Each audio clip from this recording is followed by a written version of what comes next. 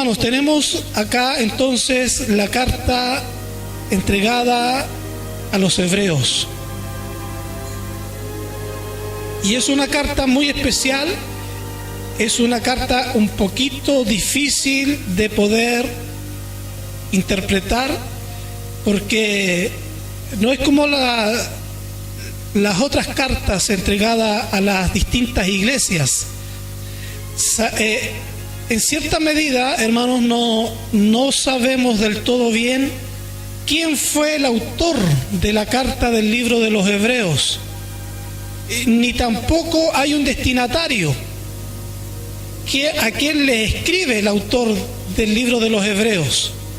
Entonces, cuando uno comienza a leer el capítulo 1, no parte con un saludo a las iglesias, ni siquiera a un hermano en especial. No, parte al tiro con el mensaje. Entonces, el libro de los Hebreos es un libro muy especial dentro del Nuevo Testamento. Llámese, hermanos, algunos dicen no, que también fue el apóstol Pablo que escribió el libro de los Hebreos, pero Pablo se caracteriza por escribir, porque siempre cuando Pablo escribe una carta dice yo Pablo, apóstol de Jesucristo a la iglesia de. Entonces el apóstol se identifica diciendo yo, apóstol del Señor, y en todas sus cartas es así. Pero en este libro, del libro de los Hebreos, no es así, es distinta su forma de expresarse, su forma de narrar esta carta, es muy distinta. Algunos dicen que fue, la atribuyen a Apolos. Apolos fue un predicador de la primitiva iglesia que dice la Biblia que predicaba elocuentemente. ¿Se acuerda el pasaje bíblico que decían unos, no, yo soy de Pablo, otros decían, no, yo soy de Apolos? Y comenzaron a dividirse en ciertas iglesias porque uno decía, no, a mí me gusta cómo predica Apolos. No, y el apóstol Pablo dice, no, aquí el apóstol como que los coloca en orden a la iglesia, porque hay hermanos que suelen ser así. No, a mí me gusta cómo predica Julano de tal, a mí me gusta cómo predica el pastor Julano de tal. Y comienzan a armarse divisiones dentro de una congregación. Y el apóstol lo que hace es colocar en orden. En orden dice, no, esto no es así. Acá yo sembré, dijo Pablo, Apolo regó, porque Apolo venía después que Pablo. Pero, dice el apóstol, pero el crecimiento lo da el Señor. Entonces de Él es la gloria. Nadie es aquel que siembra, nadie es aquel que riega, sino grande es el que da el crecimiento. Eso es lo importante, hermano, porque todos esperamos que si usted tira una semilla, salga de esa semilla un fruto, y eso necesariamente viene de Dios. Entonces ahí el apóstol colocó en orden. Entonces ya para que no estuviese la iglesia más dividida, que a mí me gusta este predicador y este otro, no. Entonces algunos lo atribuyen que fue Apolos. En lo personal creo, hermanos, y estudiando los padres de la iglesia primitiva, llegó al conocimiento del evangelio después que Pablo. ¿Se fija? Después que Pablo entra Apolo en escena para evangelizar, para entregar la palabra. Pero hay un hombre, hermanos, que en la Biblia no podemos pasarlo por alto, que es Bernabé. ¿Se acuerda usted de Bernabé? Según el libro de Lucas lo llama a Bernabé un apóstol de Jesucristo. Entonces, Bernabé era un tremendo hombre de Dios. ¿Sabe por qué? Porque Bernabé fue uno de los primeros convertidos que vendió su finca y el dinero lo coloca a los pies de los apóstoles. Y dijo, ahí está todo, hagan ustedes conforme ustedes quieran. Entonces, Bernabé, dice la Biblia, que era un hombre lleno del Espíritu Santo de Dios. Bernabé era más antiguo en la conversión que el apóstol Pablo.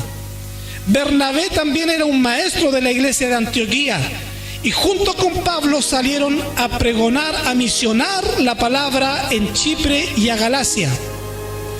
Entonces, Bernabé, hermanos, Bernabé. Y Pablo era muy amigo de Bernabé. En algún momento de de la vida, dice de que se distanciaron. Uno siguió en su viaje misionero, en este caso Pablo, en su segundo viaje misionero, no fue con Bernabé, fue con otro, fue con Silas. Pero Bernabé siguió predicando la palabra del Señor junto con su sobrino Juan Marcos. Entonces, lo atribuye de que el libro de Hebreos fue escrito por Bernabé. En lo personal, hermano, muy en lo personal, no quiero decir de que Bernabé escribió este libro, pero me convence más que así fue, por su modo de ser. Entonces, aquí, figúrese, hermanos, lo vuelvo a decir, no hay un autor específico ni un destinatario específico, pero el mensaje que entrega esta carta es importantísimo, porque ahí entonces sabemos lo que sí sabemos de este libro de los Hebreos. ¿A quién se le escribe? Son netamente judíos, y a la persona que le escribe el libro de los Hebreos era netamente judío. Y ese hombre que era judío había sido un predicador de la palabra de Dios, un predicador que de seguro escuchó el mensaje de Jesucristo, y él mismo fue y lo predicó también a sus compatriotas judíos. Pero cuando él predica este mensaje a sus compatriotas judíos, dice la Biblia de que Dios confirmó el mensaje, porque mis palabras, hermano, o las palabras que los predicadores entregan desde acá, no son de nosotros, no son nuestras, hermano, es un mensaje del Señor. Por eso la Biblia dice, la palabra de Dios es viva y es eficaz. Y hay gente, hermanos, que tristemente la Biblia la toma como cualquier revista o como cualquier diario, y no es así, es palabra viva de Dios. Por esta palabra Dios te puede dar vida, como que también Dios te puede condenar a través de la palabra. Entonces no es cualquier cosa la palabra, es poderosísima. Entonces la palabra confirmó, o sea, Dios mismo confirma el mensaje que este judío predicador comenzó a enseñar a sus compatriotas judíos también. ¿Y cómo lo confirmó el Señor? A través de milagros, dice también esta carta, a través de milagros, de prodigios, de señales y con dones del Espíritu Santo. Así el Señor confirmó su palabra. ¿Por qué, hermanos? Porque al Dios que nosotros servimos es un Dios que hace milagros y hace señales. Pero lo más lindo, más que las señales, que los prodigios, que los milagros, es cuando Dios cambia un corazón. Eso es lo mejor y es lo más lindo, hermanos, cuando Dios cambia un corazón y transforma al hombre. Entonces, ahí está, hermanos, llevándose la palabra del Señor. Cuando reciben estos judíos también cristianos que creyeron a la palabra, ahora ellos reciben persecución.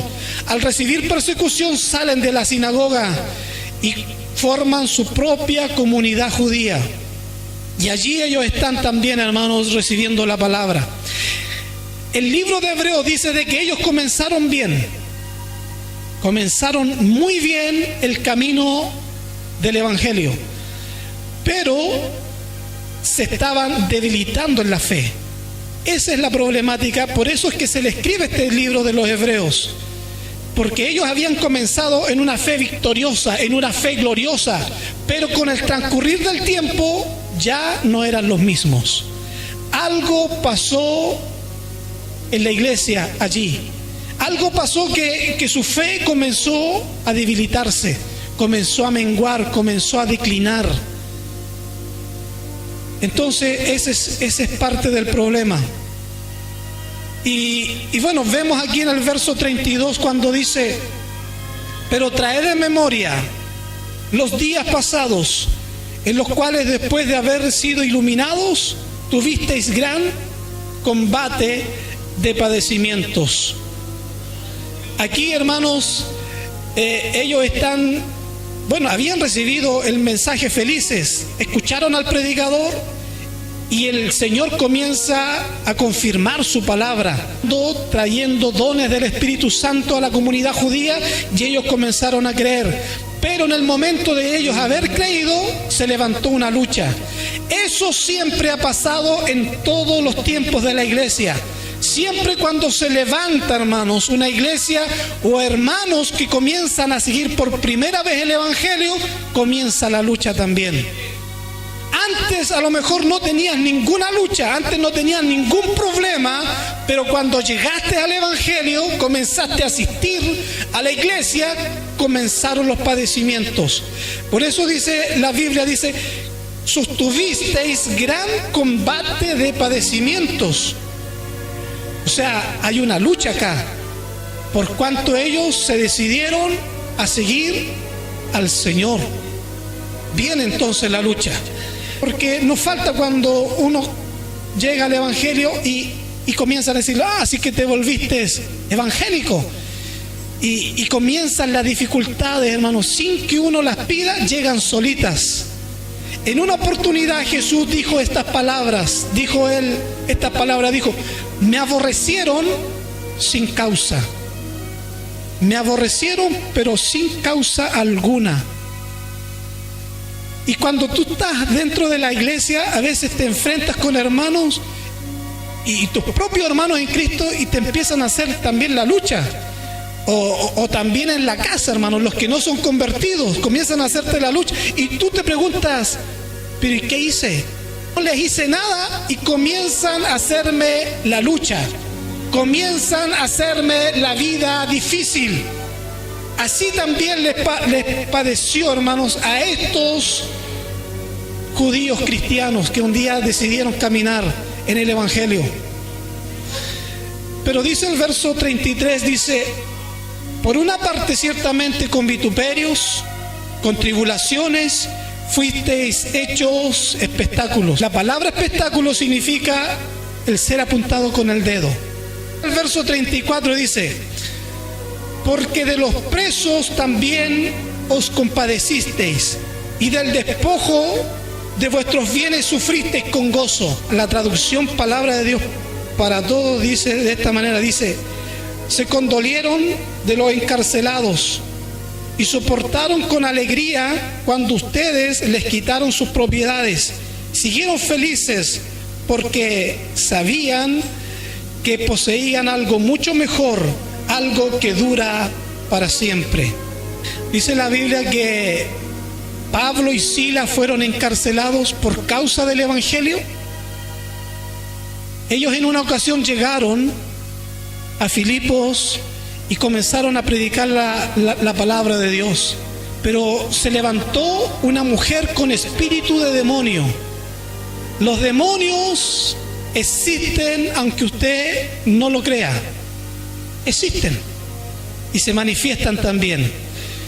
Y dice la Biblia de que una mujer que tenía espíritu de adivinación tenía espíritu de demonio. Y comenzó todos los días a decir, estos son los hijos del Dios viviente, estos son siervos del Dios Altísimo. Y comenzó a hacerle, hermanos, adivinar lo que ellos eran. Y cuando Pablo escucha esto, no, como que Pablo, hermanos, también ya dijo, ya, basta, hasta acá nomás. ¿Por qué? Porque si el apóstol no frena esa situación, al poco tiempo hubiese pasado de que hubiesen tenido a esa mujer, lo hubiesen tenido metida dentro de la iglesia de Filipos. Una mujer con espíritu de adivinación, y cual la Biblia lo llama espíritu de demonio. Entonces, ¿qué es lo que hace el apóstol Pablo? La encaró y reprendió el espíritu de adivinación que había en esa mujer. En el nombre de Jesucristo le dijo, te reprendo y te ordeno que salga fuera. Y dice que el espíritu de demonio abandonó a la mujer. La dejó. ¿Por qué, hermanos? Porque el poder que habita sobre el Hijo de Dios, sobre el cristiano, es más grande que el diablo. Créalo, hermanos. Porque hay iglesias que dicen, hermanos, entró una bruja, comiencen a clamar, comiencen a acorazarse en la sangre. Eso es lo que yo nunca he entendido, hermanos. Si yo alabo a un Dios todopoderoso, que nada se compara al poder de Dios. La pregunta es, ¿habrá un poder más grande que el poder de Dios? Ahora, si entra un brujo dentro de la iglesia, ¿Quiénes son los que tienen que temer? ¿Los cristianos?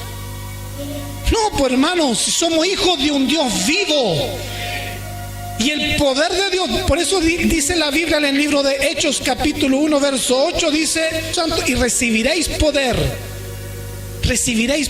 de Dios, y me seréis testigos en Samaria, en Galilea y hasta los confines de la tierra. Entonces, cuando te conviertes en un verdadero hijo de Dios, ¿sabe lo que va a pasar?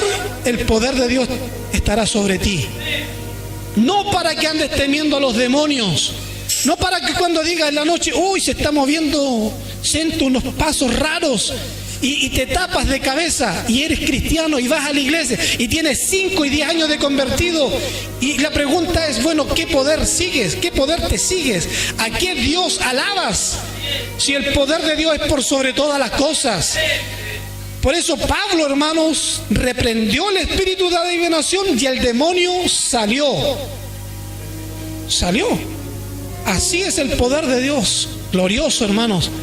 ¿Qué es lo que pasó ahí? Al diablo no le gustó, por hermanos. Al diablo no le gustó y se comienzan ahora a hacer la media turba contra los hombres de Dios, Pablo y Silas. ¿Qué hacen? Entonces los metieron a la cárcel, porque esa joven tenía unos amos, y esos amos ganaban con el espíritu de adivinación de esa joven. Entonces a ellos le convenía que esa mujer adivinara lo que estaba pasando en fulano de tal, aquí y allá, y ellos ganaban, lucraban con eso. Entonces cuando Pablo les saca el espíritu de adivinación y la mujer ya no pudo adivinar más, entonces ahora el problema está contra los hombres de Dios y los meten a la cárcel. Bendito sea el Señor. Pero ahí en la cárcel, ¿cómo estaba Pablo? ¿Cómo estaba Silas? ¿Estaban llorando? ¿Estaban tristes? ¿Estaban gozosos? Dice la Biblia que cantaron un himno al Señor. Gloria al Señor. En medio de la oscuridad, en medio de las tinieblas, levantaron un himno al Señor. ¿Has levantado un himno al Señor en medio de la oscuridad? ¿Has levantado un himno al Señor cuando está todo oscuro? Cuando todo está en tinieblas, cuando te vienen los problemas encima, ¿has levantado un himno al Señor? Dice la Biblia que ellos levantaron un himno y algo pasó en la cárcel. Dice que la cárcel tembló, hermanos, un terremoto. Tanto fue así que las cadenas se rompieron. Gloria al Señor. Entonces, pero mire, hay algo importante que tenemos que saber en este día. Verso 34 dice de que ellos, dice, padecisteis el despojo de vuestros bienes. Sufrieron el despojo de sus bienes, pero después dice con gozo. No sé si lo entiende esto, hermano. No es que un ladrón se les haya metido a sus casas y le haya robado así el televisor, la bicicleta, el radio. No está hablando de eso. Está hablando de otra cosa. Está hablando lo siguiente, para que usted más o menos se imagine cómo ellos padecían estas cosas, pero las padecían con gozo. Lo que tú y yo hoy día hemos perdido en el Señor. Oiga, hermano, y te lo doy firmado y me incluyo. Perdimos esto que la iglesia primitiva sentía. Sentían algo poderosísimo que tú y yo hoy no lo tenemos. ¿Qué es lo que es? Padecían con gozo cuando eran despojados de sus bienes. Era como esto, te lo voy a explicar mejor, hermanos. Era como que cuando ellos tenían sus hogares y venía una turba de maleantes y venían a arrasarle, pero con todo lo que ellos tenían, con todas sus propiedades, sus bienes. Ahí se fue el televisor, ahí se fue la bicicleta, ahí se fue la radio. Bueno, no habían, pero es para que nosotros entendamos. Ahí se fue todo, hermanos. Y los policías se hacían lo desentendido, así, miraban ellos la situación, pero se hacían lo desentendido. Comenzaban a silbar así, decían, aquí yo no he visto nada. Imagínense, hermanos, cómo se sentían ellos en su corazón al ver que eran despojados de sus bienes y nadie de los que estaban ahí hacía nada por ellos. Pero dice la Biblia de que ellos padecían estas cosas con gozo. Pregunto, cuando sales mal en tu trabajo, no sé, saliste con un salario bajo, ¿cómo andas, hermanos? No andas decaído y ya quieres suicidarte, ya el hermano se quiere suicidar, no, porque me robaron el auto, Señor. No, me quitaron mi platita que yo tenía, que con tanto esfuerzo me la gané y no, me quiero suicidar. Así somos los cristianos de ahora, hermanos. Así somos los cristianos de ahora. Que en comparación con la primitiva iglesia no era así. Ellos padecían con gozo. Ellos decían, bueno, me robaron la tele, pero qué ingratos son. ¿Por qué me robaron la pura tele? Debieron haberse llevado el equipo. Mira, vieja, ¿por qué no se llevaron esta maleta aquí? Hay plata, ¿por qué no se la llevaron? Debieron habérsela llevado. Así padecían ellos con gozo. ¿Lo entiende o no? Entonces, ¿por qué, hermanos? ¿Por qué padecían con gozo? Ahora, ahí está la clave de esto. ¿Por qué la primitiva iglesia padecía con gozo cuando eran saqueados a sus casas, cuando eran despojados de sus bienes y no estaban así amargados, no estaban así enojados ni tristes? Con gozo, dice, porque algo tenían y algo sabían ellos. Algo sabían que a nosotros, como cristianos, como hermanos en Cristo de ellos, a nosotros se nos ha olvidado. Pero ellos lo tenían aquí, no se les había olvidado. ¿Sabe lo que era? Dice la Biblia, sabiendo que tenéis en vosotros una mejor y perdurable herencia en los cielos. Ellos no tenían su corazón puesto en el auto, ni en la tele, ni en la casa. Tenían su corazón puesto bajo esa promesa que un día el Señor nos hizo a todos. Porque Dios nos prometió una herencia. A ti y a mí el Señor nos prometió una herencia, hermanos. ¿Sabe? Cuando Israel, Dios los saca de Egipto, los sacó, los libró de Egipto, los lleva al Sinaí, Dios hace un pacto con ellos. Y hace un pacto de darles una tierra prometida donde fluiría leche y miel. ¿Dios cumplió su promesa? Sí, Dios la cumplió. Israel entró a la tierra prometida, se demoró, pero sí entraron y poseyeron la tierra donde fluía leche y miel. ¿Dios cumplió su promesa? Sí lo hizo. Pero ahora tú y yo hemos sido sacados del Egipto del mundo. Y Dios, a través de sacarnos del Egipto del mundo, hace un pacto con nosotros en el Calvario de la cruz. Él hace un sacrificio por nosotros y nos promete una herencia perdurable, una herencia que no va a pasar, una herencia que el Señor la va a cumplir. Él, mire, se va a tardar, pero la cumplirá el Señor. Él va a cumplir esa herencia que nos ha prometido. ¿Dónde? En los cielos. Dice que allá arriba está la nueva Jerusalén, calles de oro, mar de cristal. Los primeros cristianos sabían eso, hermanos. Sabían de que tenían una herencia mejor. Por eso ellos padecían con gozo. Hermanos, ¿vas a seguir padeciendo así con tristeza cuando te roben? Porque vivimos en un mundo caído. Te chocaron el auto, ¿cómo andas? Ando todo triste. ¿Por qué? Porque no, tengo que gastar y ando triste. No, si eres cristiano, eres hijo de Dios, tienes una herencia mejor que un auto, mejor que una casa.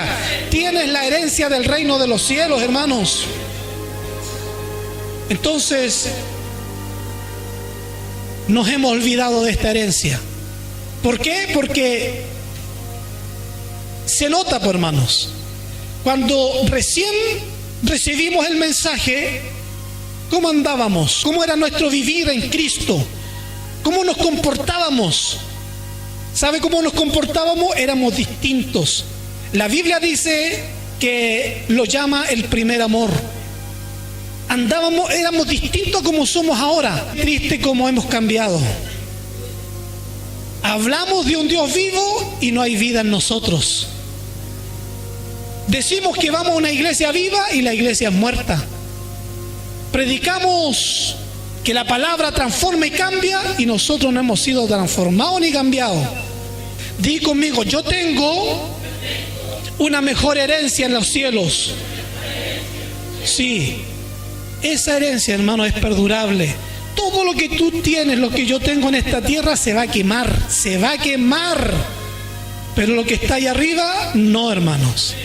Eso no hay ladrón que entra ahí arriba, no hay nada, hermanos, que se lo vaya a robar, porque esa herencia es mía, es tuya.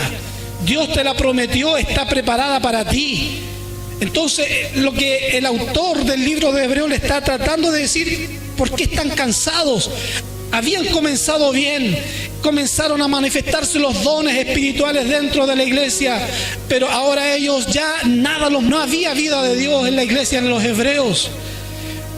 Algo comenzó a cambiar.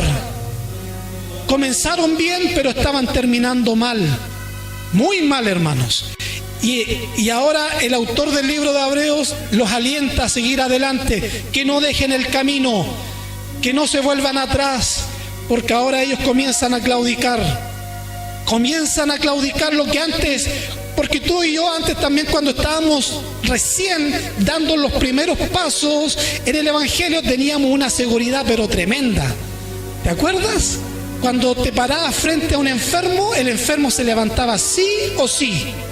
Pero ellos comenzaron a tener esta fe también, diciendo, sí, el Dios que hemos creído es poderoso, es grande es nuestra herencia, y comenzaron a proclamar la palabra. Pero ahora ellos se preguntaban, después de haber corrido un tiempo en el Evangelio, comenzaron ahora ellos a preguntarse, ¿pero será tan así?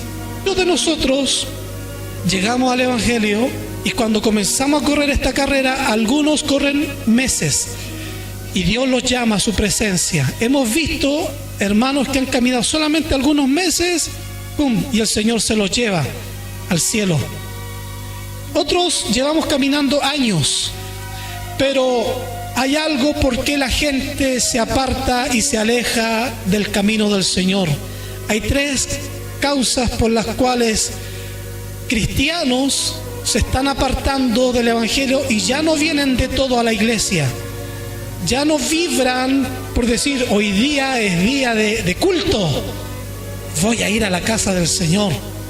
Empieza a las 6:30, pero yo a las 5 ya estoy arreglado, estoy preparado para venirme a la iglesia. No, hoy día el cristiano comenzó a perder eso. Y ya no siente eso.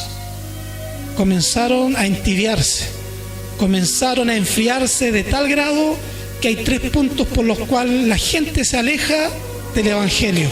Número 1, porque algunos cristianos no alcanzaron a percibir lo que alcanzaron ellos cuando recién creyeron en el Señor. No lo alcanzaron a ver. No meditaron bien lo que estaban haciendo. Alguien le dijo, vamos a la iglesia, vamos, y listo, y le gustó, pero no meditaban lo que estaban haciendo.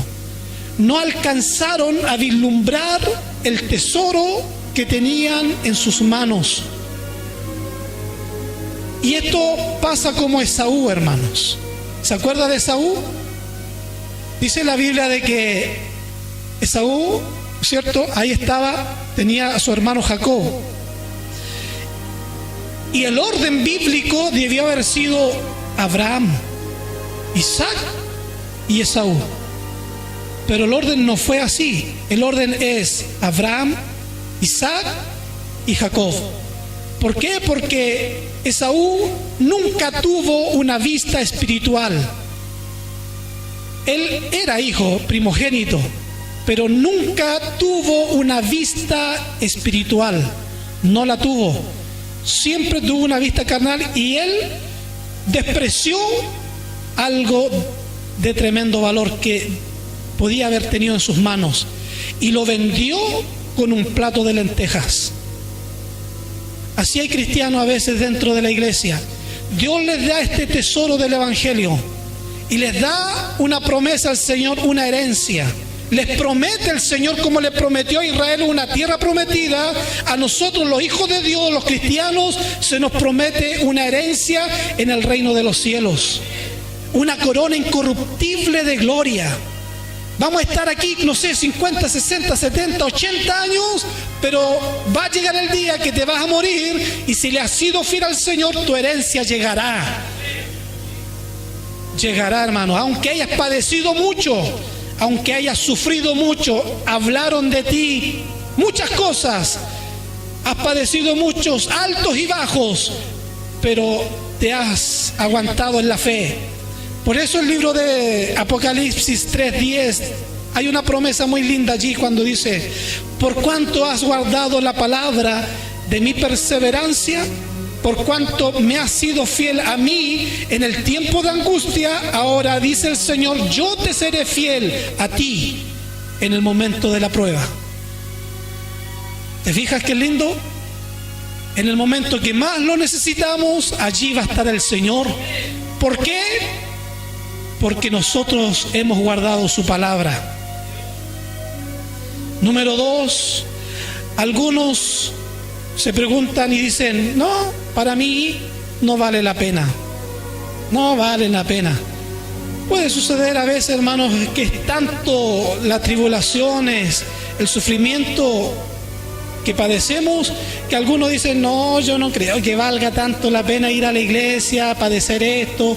Mira, antes cuando yo estaba en el mundo ganaba harta plata, pero comencé a seguir el Evangelio y me comenzó a irme mal.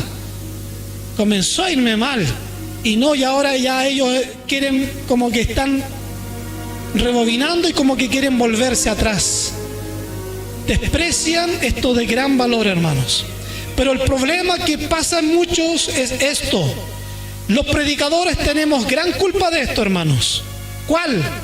Porque muchas veces nosotros los predicadores decimos una mala propaganda de Dios. Cuando los paramos en el cantón de la calle o testificamos a otros que vengan a Cristo y decimos: ven a Cristo y recibirás tu milagro, ven a Cristo y recibirás señales y oro caerá del cielo sobre ti, ven a Cristo y tu matrimonio, Dios resolverá todos tus problemas. Esa es la propaganda mal hecha que hemos hecho del Evangelio, porque el Evangelio es sufrimiento. Dice la Biblia que tenemos que tomar nuestra cruz cada día y seguirle a Él. ¿Cómo es la cruz? Es pesada. Pesada, iglesia. ¿Quién te dijo de que este es un camino de rosas? No, hermanos. Aquí los valientes son los que perseveran. Los cobardes se van y se olvidan, hermanos. Bendito sea el Señor. No vendan más una propaganda falsa. Muchos se van para afuera porque les vendieron una propaganda falsa que nunca les llegó. Es que se lo pasan en esto, giran así en todo el año con respecto a esto nomás. No, y la sanidad, y la sanidad, y la sanidad. Mira, hermanos, hay gente que le gusta tanto la sanidad que esto es peligroso. ¿Se acuerda una vez cuando Dios sanó a 10 leprosos? ¿Cuántos vinieron a darle gracias al Señor? 1. Dios, cuando envió a su único Hijo Jesucristo, viene Jesús a morir por mis pecados y por tus pecados, para darnos libertad, hermanos, y para que nuestra alma sea libre, para que nuestra alma no sufra la condenación eterna. Ese es el corazón del mensaje de Jesucristo. Tú puedes ser sanado de un milagro. Estás enfermo de cáncer, Dios te puede sanar. Pero ¿qué pasa si no naces de nuevo? Te vas a perder igual.